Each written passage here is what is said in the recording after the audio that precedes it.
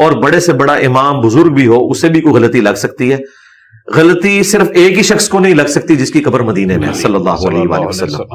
جو امام مالک کا قول ہے وہ قبر رسول کی طرف اشارہ کرتے تھے اور کہتے تھے اس صاحب قبر صلی اللہ علیہ وآلہ وسلم کے علاوہ اس دنیا میں کوئی انسان ایسا نہیں کہ جس کی ہر بات مقبول ہو اور کوئی بات مردود نہ ہو سوائے آپ صلی اللہ علیہ وآلہ وسلم کے. اور آپ صلی اللہ علیہ وآلہ وسلم کے سوا کوئی ایسا شخص پلانٹ ارتھ پہ نہیں ہے جس سے اختلاف نہ ہو سکے, چاہے بڑے سے بڑا انسان ہو. تو اس اعتبار سے میں بہتر سمجھتا ہوں ان کو.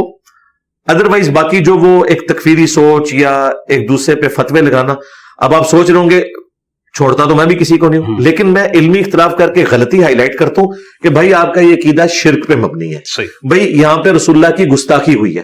وہ جو قائل ہے جو اس پہ عمل کر رہا ہے اس پہ میں فتویٰ نہیں دیتا, میں کہتا ہوں تاکہ ایک اصلاح کا دروازہ کھلا رہے. اور دیکھیں یہاں پہ جتنے لوگ ہیں, یہ میں نے کوئی امپورٹ تو نہیں کیے وینس سے یا چاند سے, یہ اسی زمین کے رہنے والے ہیں, انہی فرقوں سے آئے ہیں اور 99% نیگیٹو تعارف کے بعد آئے ہیں. اور جب انہوں نے مجھے سنا ہے تو ان کو پتہ چل گیا کہ یار یہ تو بات صحیح کر رہا ہے اور یہ ہماری کتابوں سے کر رہا ہے. اب یہ کتابیں تو اہل سنت کی متفق ہیں, میری کوئی ذاتی تو نہیں ہے, ایون پرنٹنگ بھی میں نے نہیں کی ہوئی ہے, یہ ہماری بات اس میں نکل رہی ہے, ان کی باتیں بزرگوں کی تعلیمات میں نکلتی ہے.